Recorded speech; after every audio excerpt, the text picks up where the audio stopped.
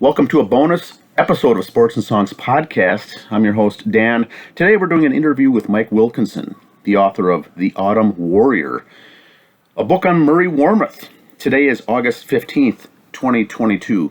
Hello, Mike. How are you doing today?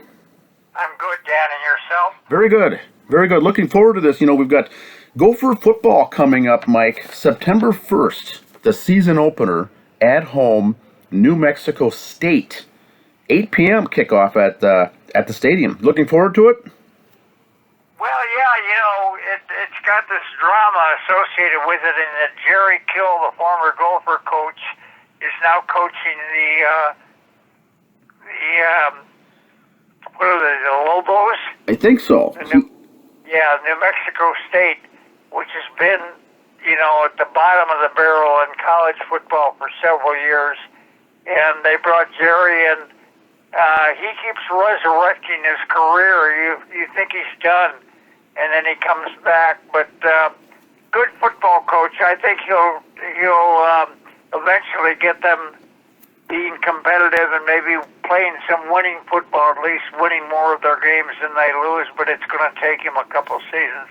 I expect the Gophers to have no problem on September 1st when they open the season against New Mexico State. But then I thought last year they would have no problem with Bowling Green. And you know how that turned out. Yes, it's always you never really know. But you've been a lifelong Golden Gopher fan, correct? I have, and I'm in my late 70s. So I've been around rooting for the maroon and gold since the 50s. That is excellent. Now, the book we're going to be covering today is the book you authored. It's called The Autumn Warrior. I've got it up here on the screen here for the listeners. It's called The Autumn Warrior. Murray Warmath, 65 Years in American Football, written by Mike Wilkinson. So, if you could, Mike, first of all, I don't think there is an autobiography or a biography done on Mr. Murray Warmath. Is there any other books on the man? No, there are not that I'm aware of, and I think I would find out or know about it. But this was done, just some background, Dan. This was done, it came out in 1992. It was kind of an unusual project in that a group of Murray's friends, former businessmen, coaches, etc., players, put together some funds to pay a writer, i.e. me, and to pay to have the book published. So it's not really a self-published book in the true sense of the term. It was a special project, and we printed 5,000 copies, and to date I think we've sold about 3,700. I mean, it really got its surge back in the early to mid-90s, and of course time moves on, and maybe there's a few copies bought now and then, but I'm not directly involved in the sales, so I don't know anymore. It's been 30 years, so it's kind of in the rearview mirror in one respect. But to answer your question, I do not believe there's any other book. There were certainly many articles written about Murray, but this was the only book written about him. And Murray Warmath was spent 18 years as the Golden Gophers head football coach. Took them to 2 Rose Bowl appearances and 87 career wins. And his first year was coaching was here at Minnesota was 1954, and his last year was 1971. And he, in my mind, there have been 3 really singular great coaches at the U in my lifetime, and that is Murray, Lou Holtz, if you want to count his 2 years here, who I think if he'd have stuck around would have really made us into a big-time power, and now P.J. Fleck, who I really like. Now, doing the book, not only were you a fan, Mike, and a writer. You came out of the journalism school at the U of M, but you got to know him over the years, and was a friend of Murray's. Were you not? Well, I knew Murray.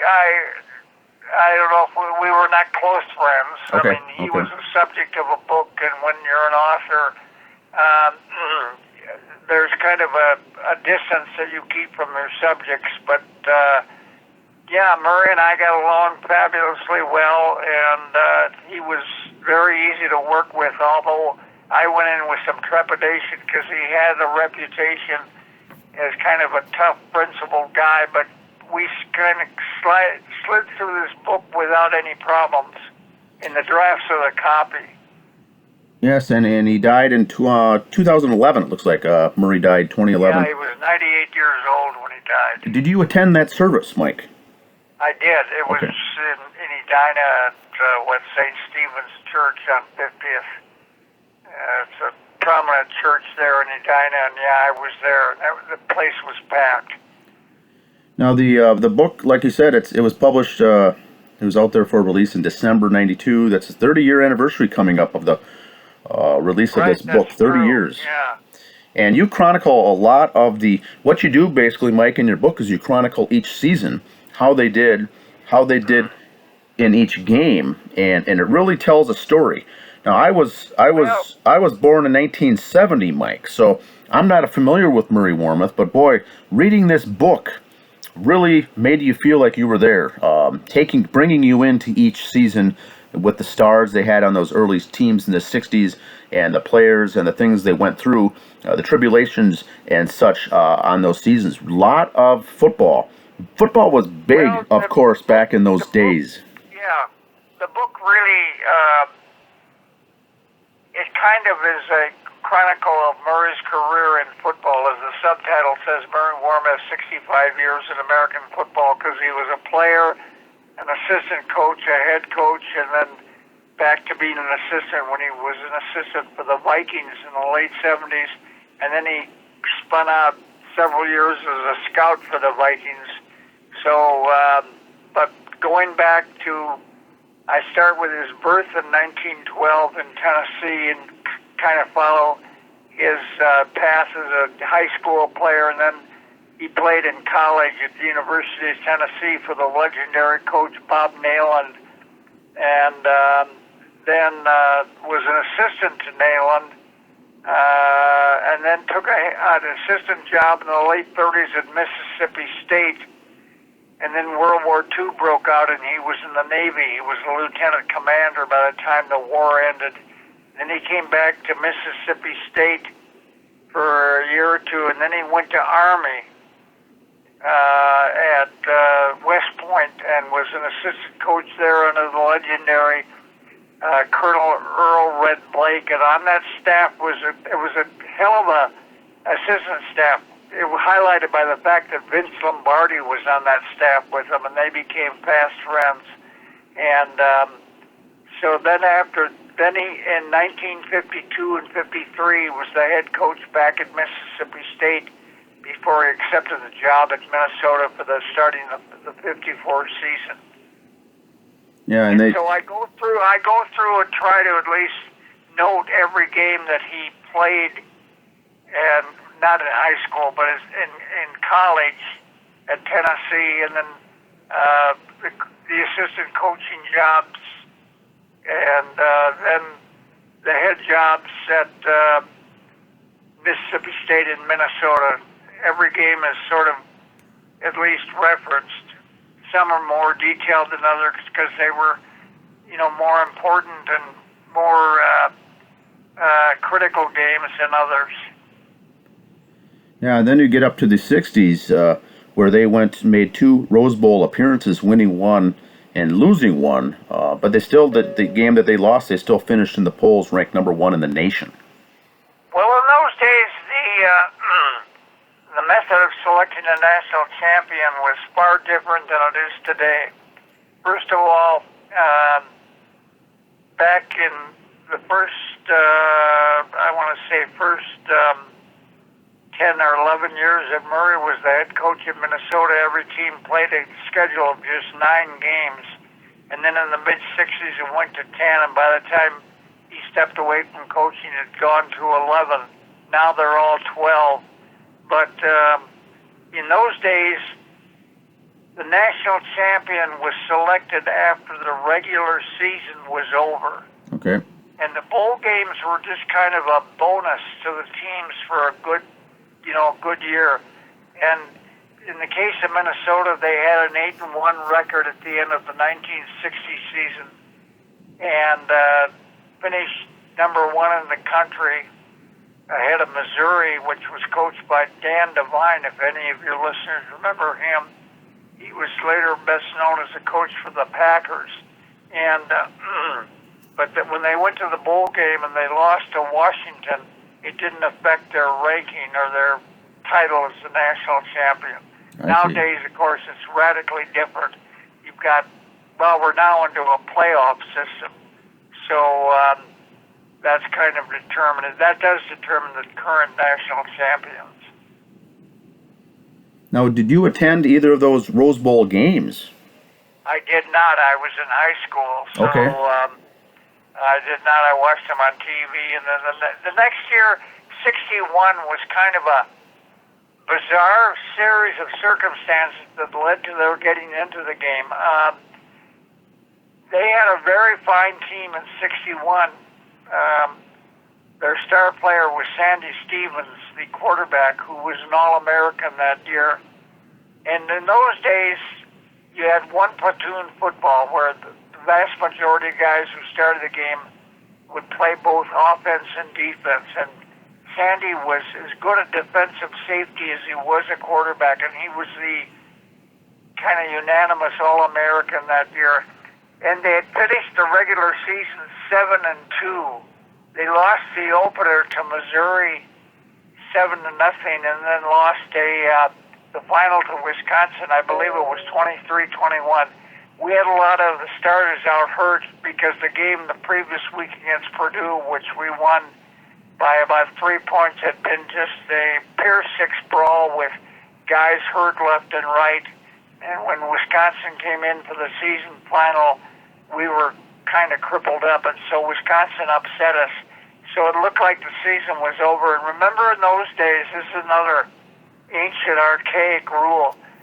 In the Big Ten, you either went to the Rose Bowl or you didn't go to a bowl game, and there were not the number of bowl games there are now. There were maybe, I'm going to guess, 6 or 8, as opposed to 38 today, or whatever the number is. But Ohio State was the Big Ten champion, and I won't bore you with all the details, but the contract with the Pacific Coast League, as it was called then, now everybody knows it as the Pac-12, had expired with the Big Ten, so it was kind of a weird deal about how teams got in, but they still wanted a Big Ten team out there. They offered it to Ohio State, whose faculty committee declined to go. So we were number 2, and so they said Minnesota can come back, so we did, and went out there and beat UCLA pretty handily, 21-3. Yeah, interesting, because like you say, there was back then limited number of bowl games, and the Big Ten only got the one invite. Really, it was you went to the Rose Bowl or you didn't go anywhere. That's it. Yeah, that's exactly that was exactly the case. Now, if you were to place Murray Warmath in today's football as far as head coaches in the big power schools, who would he most resemble in today or most recent head coaches in college football? Well, Murray was an old school guy that thought football was a tough, mean game, and so he was kind of out of the Bo Schembechler, Woody Hayes school, and he was not. Yeah, his philosophy on football was you always played great defense, and the kicking game was critical. And he positioned football and positioning the ball, even if the opposition got it in bad places, and pressing the kicking game and playing great defense was the key to victory. His offenses were somewhat conservative. The year that Sandy Stevens was the All-American in 1961, he only threw for 900 yards that year, so roughly 100 yards a game. Nowadays, you wouldn't even get a kid like that on the field, but then he wasn't being a lot. They didn't play a wide open, throw it every other play kind of offense. They ran the ball and oftentimes slugged it up between the tackles. and that was kind of the style then, and Murray embraced it. So I don't know where he'd fit in right now. He would have had to, if he were around and wanted to coach, he would have to modernize, I guess would be the best term, his philosophy to fit today's game. Like you said, he really focused on field position, the kicking game, and defense. A lot of these scores were very low, very not what you see today in college football, but a lot of 7-0. A lot of 14-7, 10-6, 10-0, 21-14 games during his coaching career. Yep, very, very good. Now, the field they played at back then was, tell me a little more about the Gophers' home games, where they played and the attendance back then.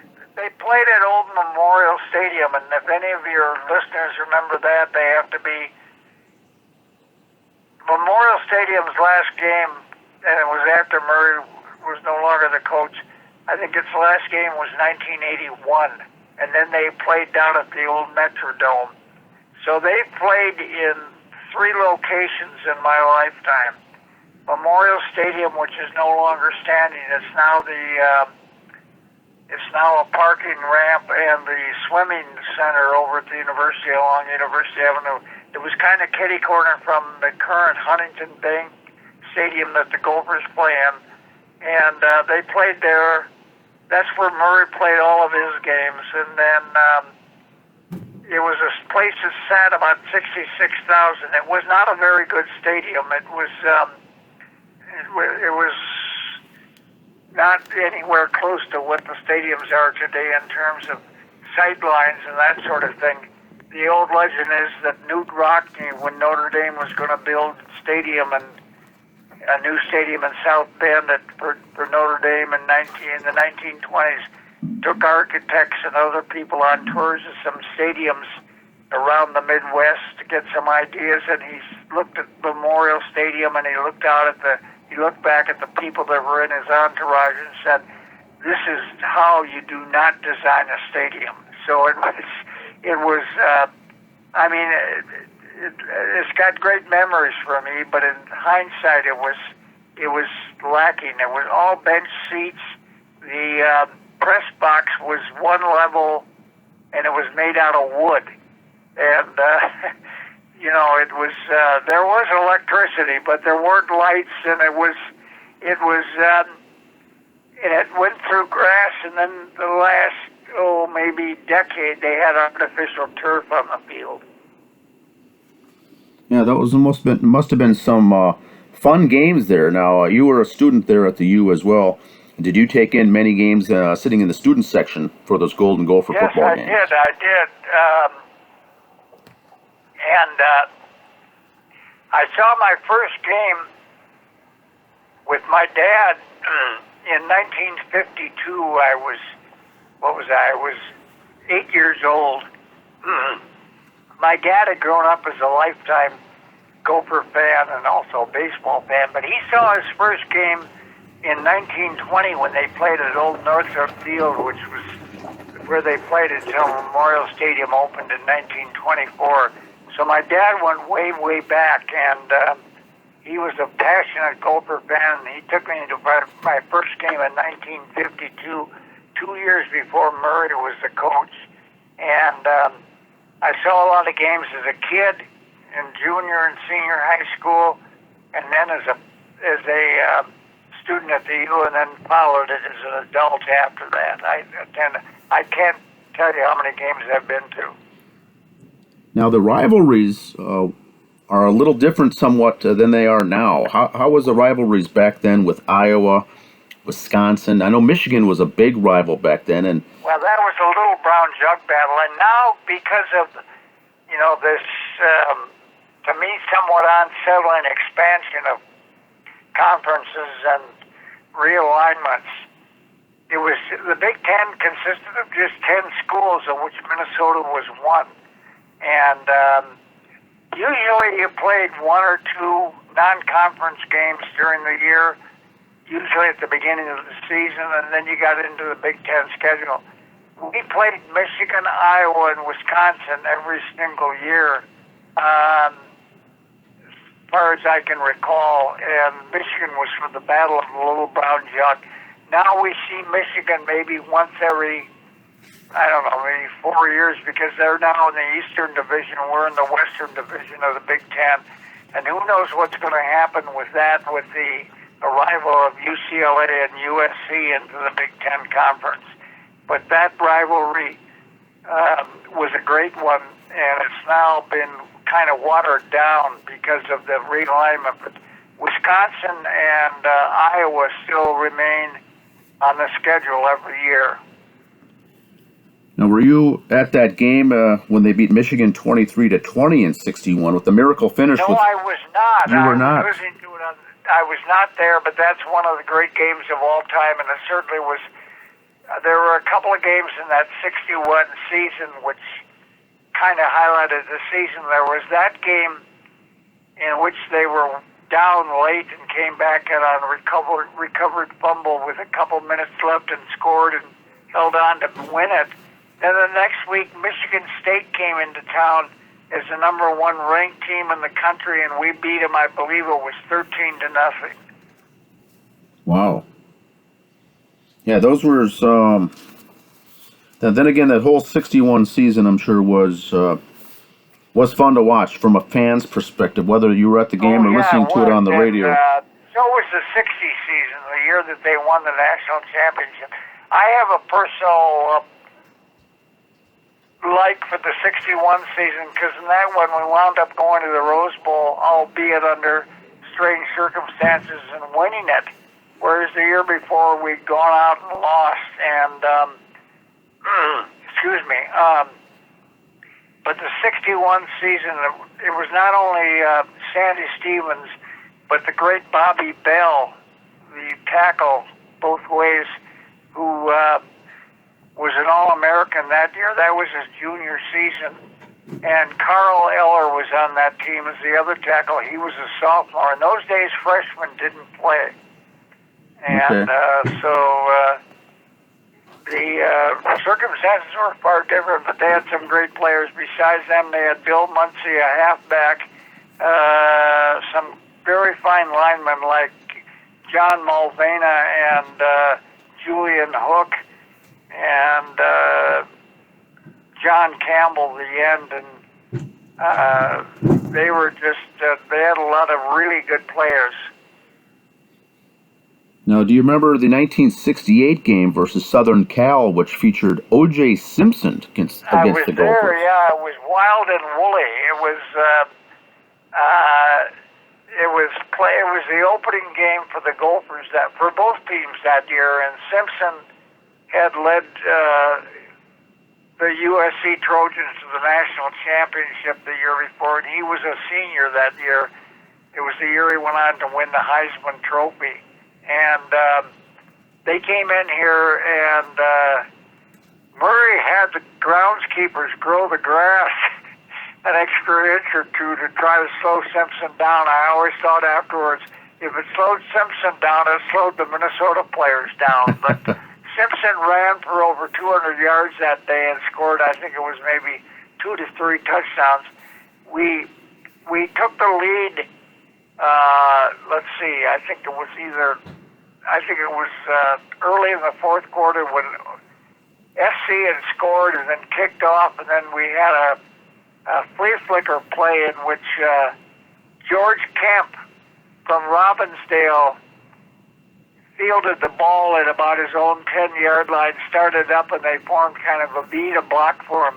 And then he suddenly stopped and threw a lateral pass overhand to a pretty good running back named John Wintermute, who was over along the sidelines in front of the USC bench, and Wintermute took it and went about 80 yards for a touchdown, untouched. And but SC came back and scored late behind Simpson. Simpson had just a stellar day. We couldn't stop him.